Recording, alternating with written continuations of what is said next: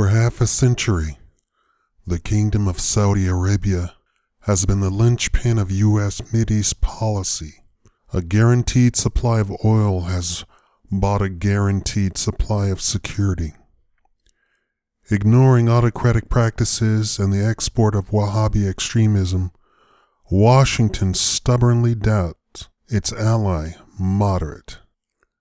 So tight is the trust that U.S. special operators dip into Saudi petrodollars as a counterterrorism slush fund without a second thought. In a sea of chaos goes the reframe, the kingdom is one state that's stable. But is it? In fact, Saudi Arabia is not no state at all. There are two ways to describe it. As a political enterprise with a clever but ultimately unsustainable business model, or as an entity so corrupt as to resemble a vertically and horizontally integrated criminal organization. Either way, it can't last. It's past time U.S. decision makers began planning for the collapse of the Saudi kingdom. Welcome to the Shakaama Live Show with your host, Shakaama. In recent conversations with military and other government personnel, we were startled at how startled they seemed at this prospect. Here's the analysis they should be working through. Understood one way, the Saudi king is the CEO of a family business that converts oil into payouts that buy political loyalty. They take two forms, cash handouts or commercial concessions for the increasingly numerous scions of the royal clan, and a modicum of public goods and employment opportunities for commoners. The coercive stick is supplied by brutal internal security services lavishly outfitted with American equipment. The United States has long counted on the ruling family having bottomless coffers of cash with which to rent loyalty. Even accounting for today's low oil prices, and even as Saudi officials step up arms purchases and military adventures in Yemen and elsewhere, Riyadh is hardly running out of funds. Still, expanded oil production in the face of such low prices until the February 16 announcement of a Saudi-Russian output freeze at very high January levels may reflect an urgent need for revenue as well as other strategic imperatives. Talk of a Saudi Aramco IPO similarly suggests a need for hard currency.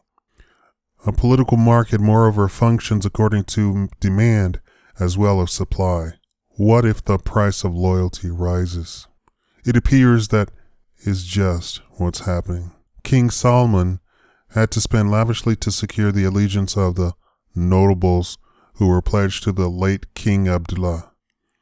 Here's what played out in two other countries when this kind of inflation hit. In South Sudan, an insatiable elite not only diverted the newly minted country's oil money to private pockets, but also kept up their outsized demands when the money ran out, sparking a descent into chaos.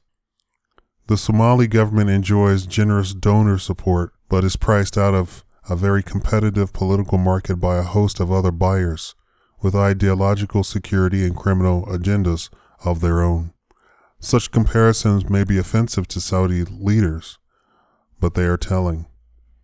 If the loyalty price index keeps rising, the monarch could face political insolvency. Looked at another way, the Saudi ruling elite is operating something like a sophisticated criminal enterprise when populations everywhere are making insistent demands for government accountability. With its political and business elites interwoven into a monopolistic network, quantities of unaccountable cash leaving the country for private investment and lavish purchases abroad, and state functions bent to serve these objectives. Saudi Arabia might be compared to such kleptocracies as Viktor Yanukovych Ukraine. Increasingly, Saudi citizens are seeing themselves as just that, citizens, not subjects. In countries as diverse as Nigeria, Ukraine, Brazil, Moldova, and Malaysia, people are contesting criminalized government and impunity for public officials, sometimes violently. In more than half a dozen countries in 2015, populations took to the streets to protest corruption. In 3 of them, heads of states are either threatened or had to resign. Elsewhere, the same grievances have contributed to the expansion of jihadist movement or criminal organization posing as Robin Hoods.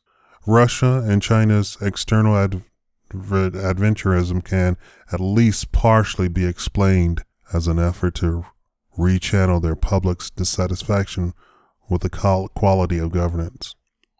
For the moment, it is largely Saudi Arabia's Shia minority that is voicing political demands, but the highly educated Sunni majority, with unprecedented exposure to the outside world, is unlikely to stay satisfied forever with a few favors doled out by geriatric rulers impervious to their input. And then there are the guest workers. Saudi officials, like those in the other Gulf states, seem to think they can exploit an infinite supply of indigent grateful to work, whatever the conditions. But citizens are now heavily outnumbered in their own countries by laborers who may soon begin claiming rights. For decades, Riyadh had eased pressure by exporting its dissenters like Osama bin Laden, fomenting extremism across the Muslim world. But that strategy can backfire. Bin Laden's critique of Saudi corruption has been taken up by others, and it resonates among many Arabs. And King Salman, who is 80 by the way, does not display the dexterity of his half-brother Abdullah. He's reached for some of the familiar items in the autocrat toolbox, executing dissidents, embarking on foreign wars, and whipping up sectarian rivalries to discredit the demands of Saudi Shiites and boost nationalist fervor. Each of these has grave risks. There are a few ways things could go as Salman's brittle grip on power begins cracking.